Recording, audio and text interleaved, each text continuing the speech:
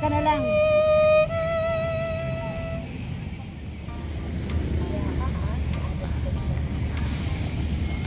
So bali sir, pag pag mga normal na araw, ilan talaga kayo yung Sir, minsan 18 po kami. Ah, Kasi dami. iba po naka-day off.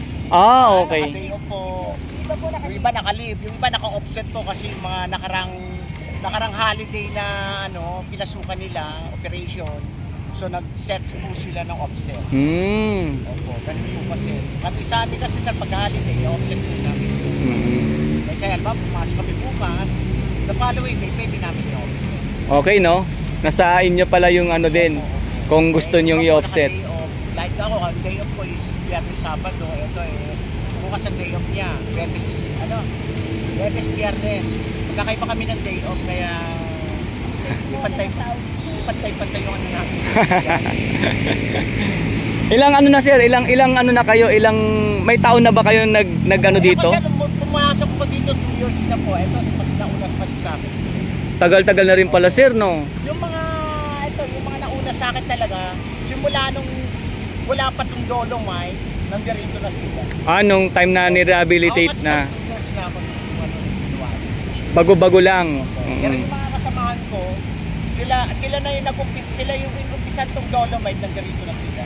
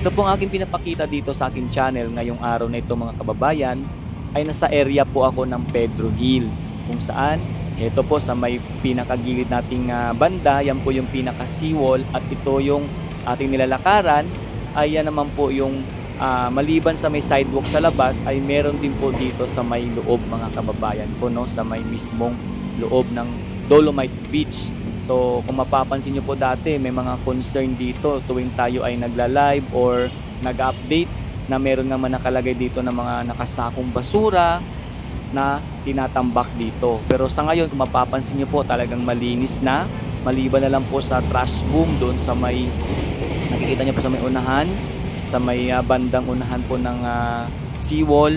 At syempre dito napapansin din po natin na talagang maayos na rin po yung pinakadinadaanan natin. Hindi na po yung gaya ng dati na parang may mga bitak-bitak yung mga bricks dito. So ngayon kung mapapansin nyo talagang wala na po yun. At yung napapansin lang po natin dito mga kababayan, yung tipong yung mga pwede pang kumpunhin o magamit na pansamantala siguro na dito muna inilagay. So maliban dyan, doon sa may unahan nakikita po, natatanaw po natin dito, no, habang tayo naglalakad-lakad sa may Mandamos office, meron din pong mga nakalagay doon. So siguro yan po ay pansamantala lamang, at least hindi po yan mga nakasakong basura or basura, kundi yan po ay talagang mapapakinabangan dito. At kagaya itong trash boom na to, talagang siguro sana makumpuni at maibalik din po sa dati niyang kinalalagyan, dahil ang trash boom po ay napakamahalaga po yan, dahil isa po yan sa pumipigil sa pagpasok or kung mayroon pong masamang panahon, bagyo, isa po yan sa pumipigil na parang hindi po makapasok agad-agad yung mga basura.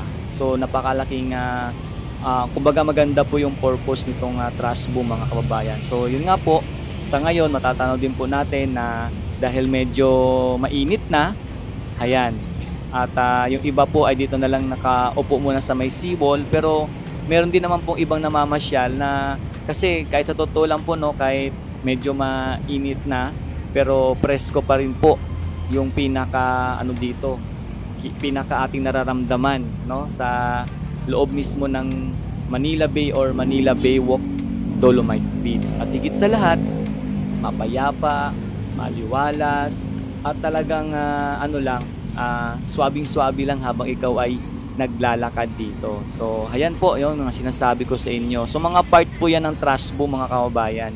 At dito kung papansinin nyo po yung dagat, ayan, no, makikita po natin na malinis. At kanina nga sa ating pinakabungad na video, yung mga MMD officers na naglilinis or isa po sa mga nagmi-maintain dito.